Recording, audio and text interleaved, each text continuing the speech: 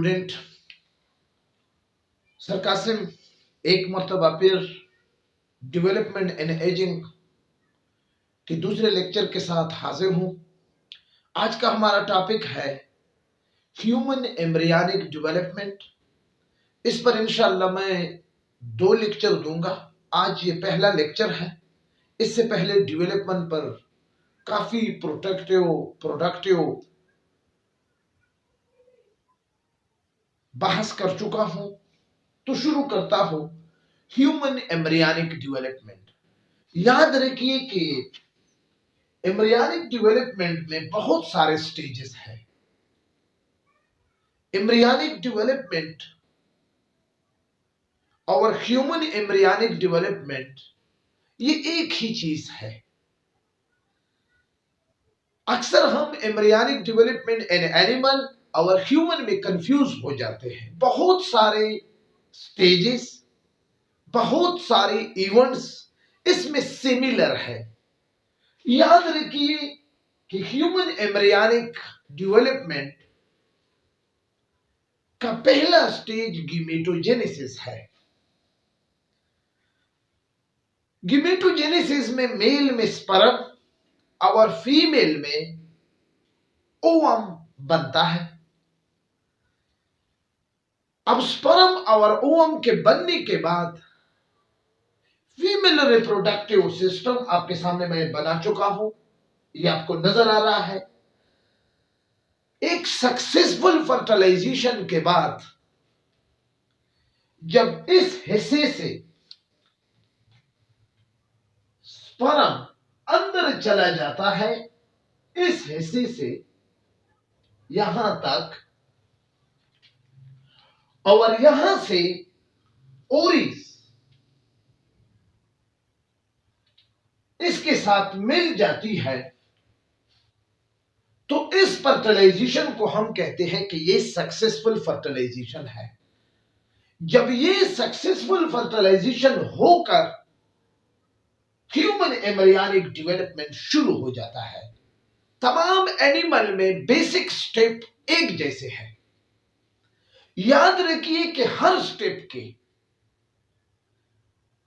शुरू करना और उसको खत्म करना और फिर नेक्स्ट स्टेप का शुरू करना, इसके लिए नेसेसरी कंडीशन होते हैं। जब तक वो कंडीशन पूरी नहीं होते, नेक्स्ट स्टेप या एक स्टेप का शुरू करना या दूसरे स्टेप का इसके बाद आना क्या है, नामुमकिन है। ह्यूमन एम्ब्रियनिक डेवलपमेंट में जितनी भी स्टेप है वो सारे इरिवर्सिबल है, वो फिर वापस नहीं आते। बस एक मर्तबा, अब मिसाल के तौर पर ये स्पर्म इस ओवम के साथ मिलकर जाइगोट बना लेता है, तो फिर बस जाइगोट बन गया, अब डेवलपमेंट शुरू। क्लियर? तो इस बाबत में गीमेटोजेनेसिस और सक्सेसफुल फर्टिलाइजेशन के बाद, यानी जब हमारे साथ ये आपको स्पर्म नजर आ रहे हैं और ये आपका क्या है, ओवम है, ओवा है, ठीक है ना? ये दोनों मिलकर एक स्ट्रक्चर बनाएगा जिसको हम कहते हैं जाइगोट। अब ये जाइगोट सक्सेसफुल फर्टिलाइजेशन के नतीजे में बन जाता है। याद रखिए कि जाइगोट के बनने के बाद ह्यूमन एम्ब्रियनिक डेवलपमेंट में जो पहला स्टेज शुरू हो जाता है वो क्लीवेज और ब्लास्टोलेशन का फॉर्मेशन है। इस वीडियो में मैं आपको सिर्फ क्लीवेज और ब्लास्टोलेशन के हवाले से डायग्रामेटिक रिप्रेजेंटेशन भी है और इस हवाले से चंद जरूरी बातें जो इस इवेंट में, जो इस स्टेप में होते हैं, वो आपको बताऊंगा। याद रखिए कि क्लीवेज सिगमेंटेशन को कहा जाता है। क्लीवेज का दूसरा नाम सिगमेंटेशन है। अब सबसे पहले क्लीवेज का लफ्ज आप समझे।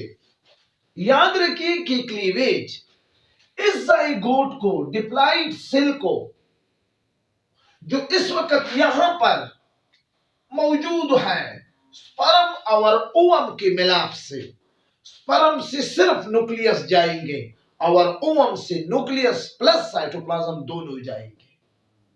तो इस मिलाप से जो जाइगोट बन गया है, इसके बाद ये जाइगोट आफ्टर 38 आवर यानी 36 घंटों के बाद ये जाइगोट सबसे पहले वर्टिकल डिवीजन करेगा।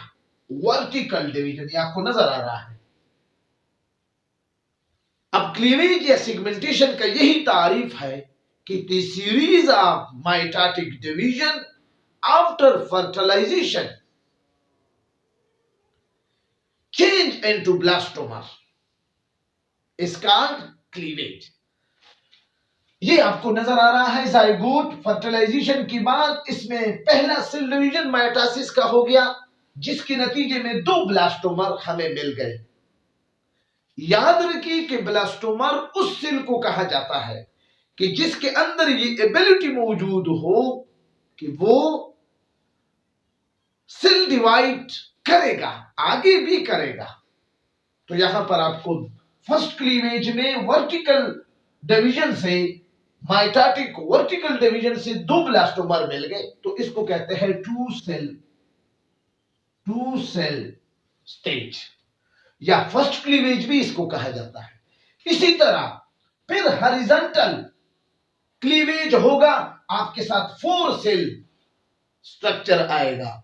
याद रखिए कि एक माइटोटिक डिवीजन और दूसरा फर्स्ट क्लीवेज और सेकंड क्लीवेज के दरमियान 12 से लेकर 24 घंटे इसमें लगेंगे। ये प्रोसेस इतना ही स्लो है। ये बात भी याद रखिए कि यहां पर जो ब्लास्टोमर है, इसके ऊपर एक मेम्ब्रेन होगा जिसको कहा जाता है जोना प्लेसूडा। ये मेम्ब्रेन ग्लाइकोप्रोटीन से मिलकर बनी है, कार्बोहाइड्रेट और प्रोटीन से मिलकर बनी है।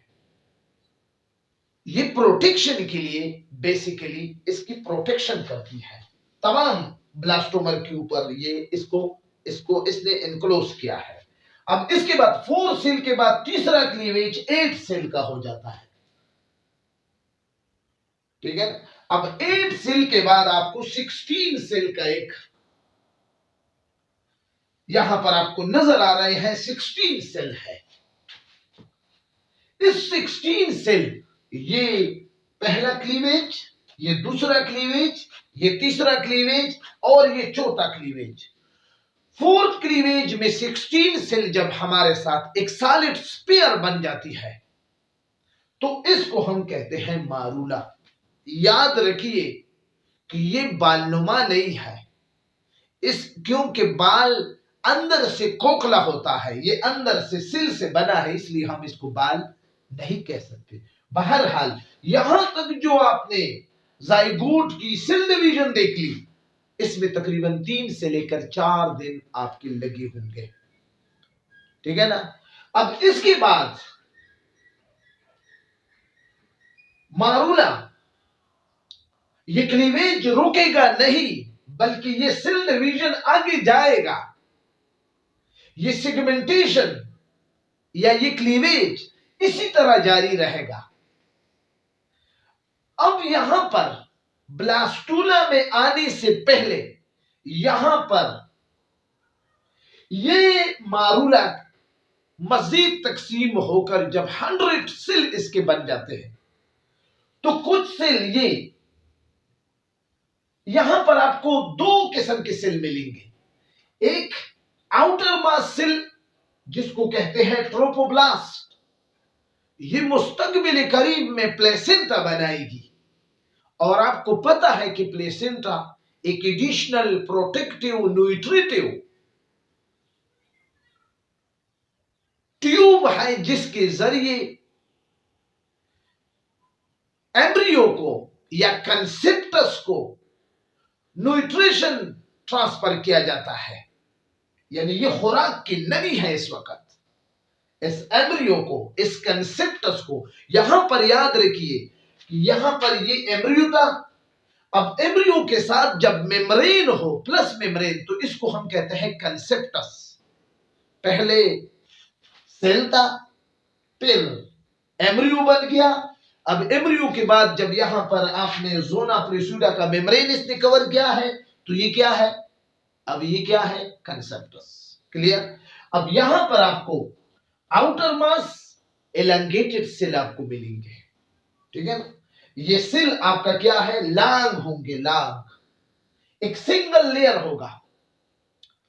और इसके बाद एक इनर मास ऑफ सेल भी आपको नजर आएंगे। ये इनर मास ऑफ सेल, इसको हम कहते हैं एम्ब्रियोब्लास्ट। ये मुस्तकबिल में extra embryonic membrane, germinal, three germinal layer, yolk sac, amniotic cavity, ये सब कुछ ये यहां पर बनाएंगे। बहरहाल तो ये आपको एक क्यूविटी भी यहां नजर आएगी। इनर मास सेल को एम्ब्रियोब्लास्ट, आउटर मास सेल को ट्रोपोब्लास्ट, जो प्लेसेंटा बनाती है, और इनके दरमियान एक क्यूविटी होगी जिसको हम कहते हैं ब्लास्टोसील। इस स्टेज को